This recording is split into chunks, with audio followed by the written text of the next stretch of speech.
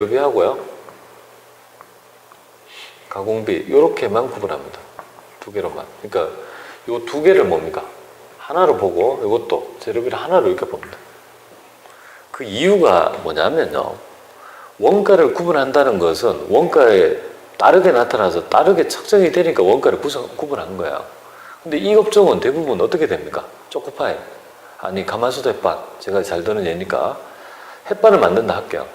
그럼 처음에 뭐 합니까? 가마솥에다가 물하고 그 쌀하고 들이붓지 않습니까? 재료는 다 투입해버린단 말이야. 재료는 그냥 바로 처음에 나타나죠. 그러면 처음에 나타났으니까 뭐 측정이 되죠? 그럼 그거 측정하고.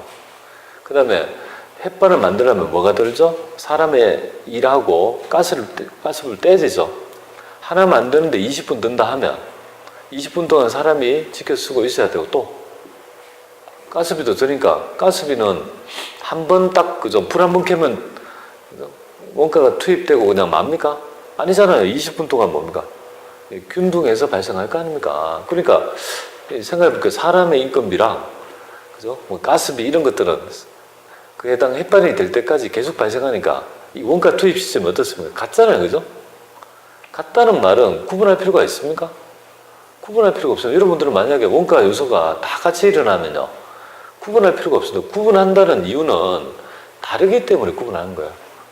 같이 동일하게 일어나는데 뭘 구분해서 다 똑같이 일어나면 구분을 해가지고 나누기 3 하나, 그냥 하나로는 차이가 없다는 걸 확인하게 되는 거죠. 그래서 우리가 재료비는요, 일반적으로 이 업종에서는요, 공정 초기에 모두 투입되고요, 가공비는 공정의 전반에 걸쳐 균등해서 투입된다는, 그죠? 이 가정이 나타나는 이유가 여기에 있고요. 이렇게 재료비하고 가공비가 원가의 구분 이유는 뭐냐 했을 때, 원가를 구분하는 이유는 바로 원가의 투입 시점이 상이하기 때문에 원가를 구분한다, 이렇게 보면 되겠습니다. 원가를 재료비와 가공비로 구분하는 이유는요, 원가의 투입 시점이 다르기 때문에, 상이하기 때문에 구분한다, 이렇게 보면 되겠습니다. 만약에 가정치에서 모든 원가는 뭐 공정 전반에 걸쳐서 균등하게 나타난다는 말이 있다면 여러분들은 어떻게 하면 되겠습니까? 구분할 필요가 있습니까? 재료비 구하고 직접노비 구해서 제조간접비 구해서 돈이 똑같이 나타나는데 뭘 구분할 필요가 있냐 말이에요. 그리고 구분이 됩니까? 한번 생각해 보세요. 구분이 되냐고요. 여기서 막 투입했을 때 똑같이 일어나면 그 안에 섞여 있는데 뭐가 직접 재료비고 직접 노비인지 구분이 안 되죠. 그러면 완성품 한 산장도 하나만 구하면 됩니다. 그리고 얘는 지금 두 개를 구분했잖아요. 그죠? 원가의 가정이 다르면 완성품 한 산장은 몇 개? 두 개를 구한다 보면 돼요. 모든 원가가 균등하게 발생한다면요, 완성품 한 산장 하나, 그렇게 구하시면 되는데요. 여기서는 가장 중요한 이 핵심적 과제는 바로 이겁니다. 이게 아니고 이렇게 하지. 바로 지금 구하려고 하는 완성품 환산량을 구하는 게 가장 중요한 핵심적 과제입니다. 왜 완성품 환산량이 핵심적 과제냐면, 이 완성품 환산량을 나누어 가지고 인위적인 금액, 평균화된 금액을 배분하는 모형이거든요. 그러니까 얘를 못 구하면요, 원가 계산 모형이 성립될 수 없습니다. 그러니까 이 완성품 환산량을 여러분은 지금 이 강의를 듣고 있는 분이라면 지금 벌써 선수학급에서 분명히 알고 오셔야 될 부분입니다. 완성품 환산량을 못 구한다는 거는요, 종합원가 계산을 못한다고 해도 과언이 아닙니다. 그래서 완성품 환산량에 대한 명확한 이해 필요합니다. 자, 요거를 다른 말로 공정별 원가 계산이랍니다. 원가 계산이라고도 하고요. 그 다음에 여기 종합원가 계산은 공정별 원가 계산이라고도 하고, 여기 보면 왜 없어?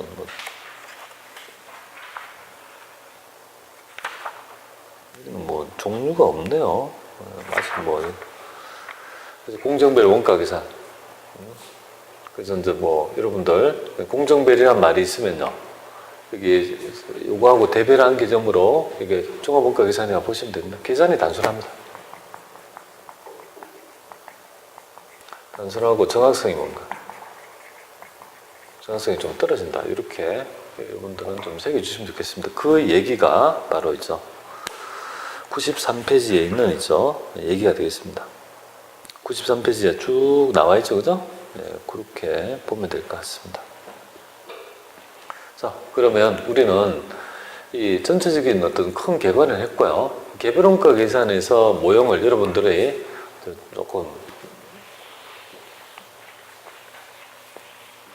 개별원가 계산에서는 크게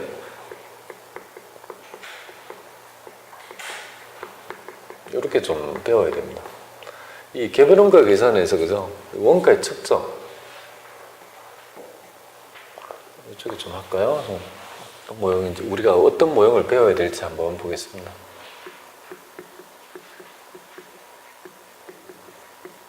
계산 모형이 있다면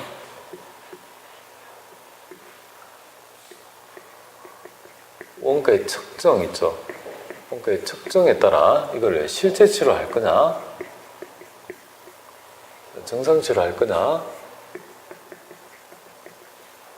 표준치로 할 거냐, 이렇게 세 가지에 대한 개념이 필요합니다. 그러니까 모형이 뭔가 이렇게 세 가지가 나타나는 거예요. 이게 실제 개별원가 계산, 정상 개별원가 계산, 표준 개별원가 계산, 그죠? 이렇게 나타나는 거야. 그러니까 모형을 세 개를 배워야 되는 거죠. 얘는 개별원가라는 모형에서 그 원가를 어떤 원가를 가지고 할 건지에 대한 분류이다, 그죠? 본연적인 개별원가 계산 모형이 달라지는 건 아니라는 점을 꼭 좀 이해를 해야 될 것 같습니다. 그럼 당장 여러분들 하나, 둘, 세 개를 익혀야 될 거 아니에요? 세 개를 먼저 우리가 공부하는데 지금 이 시점에서 차이 나는 것이 뭔지를 알고 뭔가 스타트를 하도록 할게요, 전체적으로. 지금 원가, 개별원가 계산은 그죠? 원가의 측정을 세 개로 합니다. 직접 재료비, 직접 노후비, 제조간접비 이 세 개에 의해서 우리가 원가를 측정하고 측정하지 않습니까? 그 다음에 여기 이렇게 측정된 부분에 대해서 원가의 계산 시점 보겠습니다. 자, 실제 개별원가 계산은 전부 다 원가의 모형이 전부 다 실제치를 가지고 하는 모형을 의미합니다. 그러다 보니까 제조간접비의 실제치를 아는 시점이 언제일까요? 감가상각비 배분액, 공장의 임차료, 배분할 금액을 아는 시점은요? 바로 기말이 되겠습니다. 12월 30일 날 되겠다, 그죠? 자, 여기서 이제 문제 제기를 해보죠. 우리 전 시간에 원가는 경제 의사결정에 도움이 돼야 된다고 했고, 경제 의사결정의 가장 대표적인 게 계획과 통제다, 그죠? 어떤 원가 정보가 계획할 수 있어야 된단 말이에요. 그죠? 그러면 계획할 수 있어야 되는데, 그 계획하려고 할 때, 이 실제치가 기말에 알게 되니까 뭔가, 계획할 수 있습니까? 연말이 되어야지 알 수 있는데 예산을 세울 수가 있습니까? 없죠. 그러니까 이제 경제에 의사결정의 유용성이 떨어지는 거예요. 그럼 어쩌라는 거냐? 이 말이죠. 실제치를 가지고 해야 되지. 그래서 모형이 발전합니다. 최소한 언제? 생산이 완료된 시점. 올해 주문받은 물량을 다 만드는 시점에는요, 원가 계산을 할 수 있으면 좋겠다 이거죠. 그럼 원가 계산을 해가지고 어떻게 하겠다는 거야? 그 정보를 가지고 내년에 예산에 반영하겠다는 겁니다. 그러면 생산이 완료된 시점이 기중인데 10월 1일이라고 가정합니다. 기중입니다. 일단 기중. 언젠지는 제가 가정치인데요. 이 말은 생산이 완료됐단 말은 올해 주문받은 물량을 다 만드는 시점이에요. 그러면 만들었단 말은 여기에 투입한 직접 재료비, 직접 노비는 다 실제치를 알 수 있는 거고요. 뭐만? 얘가 뭡니까? 연말까지 기다려야 되니까 원가 계산이 지연되니까 얘를 어떻게 하자는 거야? 예상치를 쓰자 이거죠. 그럼 예상치를 쓰면 예정치를 쓰자 이거죠. 예정치. 아니 예정치를 쓰면 안 되는 거 아닙니까? 그거 안 되죠. 그러니까 이 모형은 뭐냐면 의사결정을 하기 위해서 그죠? 늦어지니까 예상치를 가지고 해보자 이거죠. 원가 계산하고 그러면 필연적으로 연말에 실제치가 나타날 거 아니에요, 그죠? 요거하고 나타날 거 아니에요. 연말이 되면, 그죠? 요 부분에 대해서 뭐 하자는 겁니까, 결국? 그럼 차이를 조정하면 될 거 아니냐, 그죠? 그래서 큰 오차가 없다라면 예상치를 쓰고 큰 의미에서 원가 계산하고, 그 다음에 연말이 되면 실제, 그죠? 실제로 나타난 원가가 있을 거 아니에요, 그죠? 그 금액하고 차이를 조정해서 어떻게 차이를 조정하겠다는 건가요? 실제치로 차이를 조정해서 그렇게 보정하면 될 거 아니냐. 그래서 선상우철이라 합니다. 미리 의사결정하려고 미리 예상치지만 하고 나중에 뭡니까? 결과물이 나타나면 뭡니까? 그거랑 그 오차를 조정하는 모형. 그게 바로 정상개별원가 계산이라고 봅니다. 그럼 이제까지 전산세무 2급이랄지 이런 급수에서는 해당 차이가 지금 어느 과소인지 과대인지를 물어봤다면 세무 1급부터는요. 차이를 조정하는 방법이 있죠. 그래서 차이를 그러면 실제로 직접 발생하는 금액으로 조정하는 것을 출제한단 말이에요. 그러니까 여기에서 굉장히 좋아요. 출제가 굉장히 잘 됩니다. 요거는 이제 명확하게 제하고 요거 익히 지금 현재 얘기를 하고 있는데 요거랑 그다음에 정상할 때 그걸 익혀야 돼요. 그래서 어떻게 문제 출제가 굉장히 뭔가 세무 1급에서는 좋아하는 주제가 됩니다. 굉장히 문제가 많습니다. 요거의 부분이고, 그럼 요거는 이제 뭐를 중시한 개념입니까? 계획을 중시한 거다, 그죠? 계획 기능을 중시한 겁니다. 계획은 예산이잖아요, 그죠? 예산에 반영할 수 있더라. 근데 경제 유용성 중에서 계획과 통제지 않습니까? 통제라는 건 뭐냐면 사전에 계획된 바가 사후적으로 정확하게 계획된 바를 이루어지는지 평가를 통해서 성과평가를 하겠다는 거 아니겠습니까? 그래서 이제 성과평가를 하기 위해서 필요한, 그죠? 요거는 그 성과평가가 안 되죠, 그죠? 그래서 성과평가가 가능한 모형이 바로 뭐냐면 표준개별원가인데요. 표준치라는 걸 쓰겠다, 표준치. 표준치. 그러니까 이건 예상치예요. 객관적인 사전적으로 정해진 표준을 정해놓고, 표준을 딱 정하는 거예요. 표준을 정해놓고 실제로 나중에 사후적으로 발생된 원가를 비교해보는 거예요. 너는 요만큼 해야 되는데, 그죠? 너는 이거 왜 안 됐니? 영업사원에, 그죠? 목표를 정해놓고 왜 안 됐니? 하고 똑같아요. 이 정도 원가가 들 거라고 예상을 세웠는데 왜 이거 더 많이 들었니? 이유가 뭐니? 그리고 이유에 따라 뭡니까? 잘못된, 그죠? 잘못된 차이가 있다라면 그 차이를 누구한테? 그걸 유발시킨 자한테 기속시키겠다는 모양. 그게 바로 있죠. 표준 원가 계산이 됩니다. 그래서 표준 원가 계산은 언제 하냐면 기초에 하는 겁니다. 굉장히 친숙하죠. 1월 1일. 그리고 그죠? 이 모형은 통제를 하기 위한 모형입니다. 성과평가입니다. 그래서 계획과 통제, 그죠? 이렇게 이루어집니다. 이렇게 모형이 나타난다. 이렇게 보면 됩니다. 그래서 제가 지금 이 시점에서 이걸 쭉 얘기를 한 이유가 뭐냐면 나중에 이 강론에 가서 정상개별원가 계산이나 표준개별원가 계산은 이런 얘기 안 할 거라고요. 여기에 있는 얘기를 베이스를 가지고 이제 가도록 하겠습니다. 자, 그런데 이제 이거 하다 보니까 있죠. 이제 여기서 가장 중요한 거는 제조간접비잖아요. 그죠? 제조간접비가 굉장히 이제 문제가 됩니다. 그래서 이제 나중에 이제 부문별 원가 계산, 제조간접비의 배분에 있어가지고 이런 것들이 좀 부정확할 수 있으니까 좀 정확한 원가 계산을 하기 위해서 부문별 원가 계산이라는 부분이 나타나고 있습니다. 자, 이제 다 했는데요. 그러면 한번 직접 한번 해봐야 되겠죠, 그죠? 이거는 이제 뭐 실제 개별원가 계산부터 먼저 한번 해봐야 되겠죠. 실제 개별원가 계산에서 가장 중요한 거는 이 모형에서 가장 중요한 거는 뭘까요? 바로 제조간접비의 합리적 배분에 있죠, 그죠? 얘를 어떻게 배분할 거냐, 그죠? 제조간접비 공통비를 어떻게 배분할 건지에 대한 솔루션이 필요하죠. 그 솔루션이 뭐냐면요, 바로 우리 제조간접비 배분율 구해서 배분하는 거, 그거가 되겠습니다. 그러면 여러분들 90페이지에 보면 하단에 보면 뭐 제조간접비의 배분라고 되어 있지 않습니까, 그죠? 그럼 여기서 우리 제조간접비의, 그죠? 배부라는 개념 하나 익혀가지고요. 실제 문제에 적용을 한번 해보도록 하겠습니다. 조금만 적어놓고 시작하죠.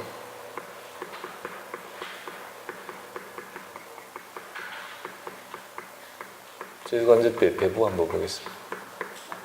3단계로 이루어집니다. 1단계. 첫 번째, 제조간접비.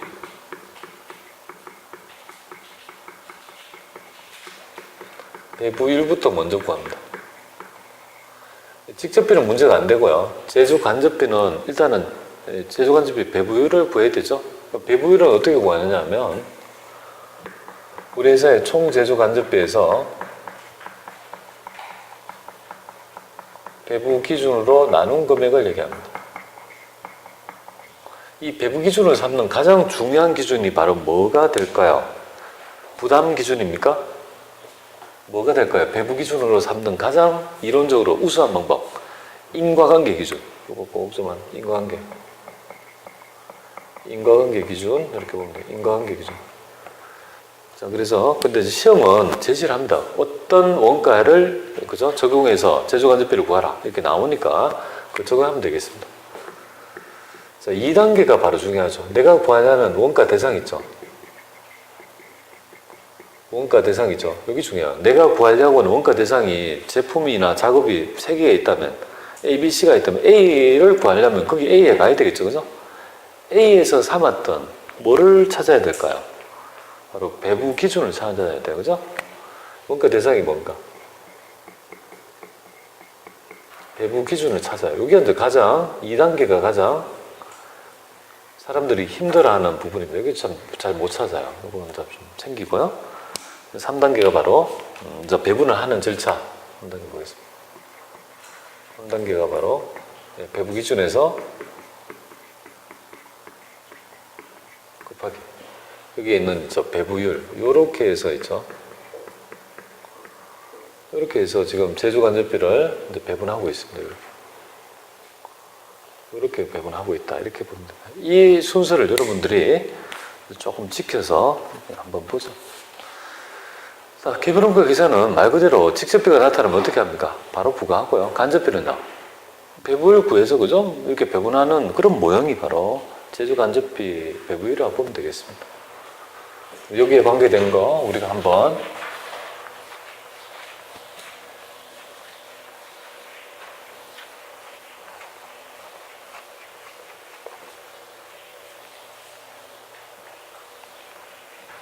살펴보도록 그렇게 하겠습니다. 자, 이거 보면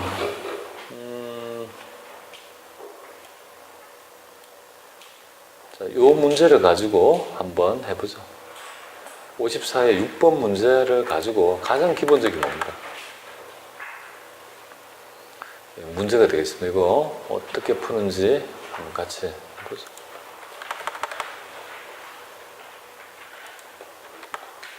자, 이거 한번 54의 1번, 그죠? 6번 문제를 가지고 여러분들하고 같이 한번 여기에 있는 걸 적용해 보겠습니다. 자, 이런 문제 풀 때 있죠. 여러분들은 자기가 원가 계산은 딱 문제가 나왔을 때 어떻게 풀어야 될지 좀 맵이 있어야 돼요. 근데 이제 가장 먼저 중요한 건 이 문제가 도대체 뭐냐 이 말이잖아요. 그죠? 그걸 알아채야지만 알 수 있습니다. 여기 넘버 3, 3개의 작업이 있다는 거죠. 이건 개별원가 계산인 거예요. 아까 전에 작업원가표에 따라 제주를 지시하고 작업원가표에 따라 그죠? 직접비는 뭡니까? 아까 보고된 자료 있죠. 그 자료에 대해서 본부에서 바로 부과를 한 거예요. 이렇게. 그죠? 그래서 언론 그죠? 각각의 부분에 대해서 이렇게 딱딱 집계를 한 거예요. 그건 되지 않습니까? 근데 우리는 문제는 뭐예요? 3가지 작업에 같이 쓰는 공통비 있죠. 제조간접비를 도대체 어떻게 배분할 건지가 가장 문제가 됩니다. 근데 여기에 그럼 여기에 제조간접비가 있을까요? 그죠?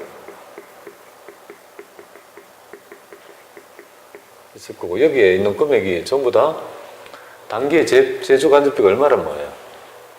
18만 원이란 말이죠. 여기에 18만 원 그죠? 18만 원이란 말이죠. 지금 우리가 지금 하려고 하는 건 18만 원을 어떻게 하는 거예요? 하나, 둘, 셋 이렇게 배분을 어떻게 할 거냐 그죠?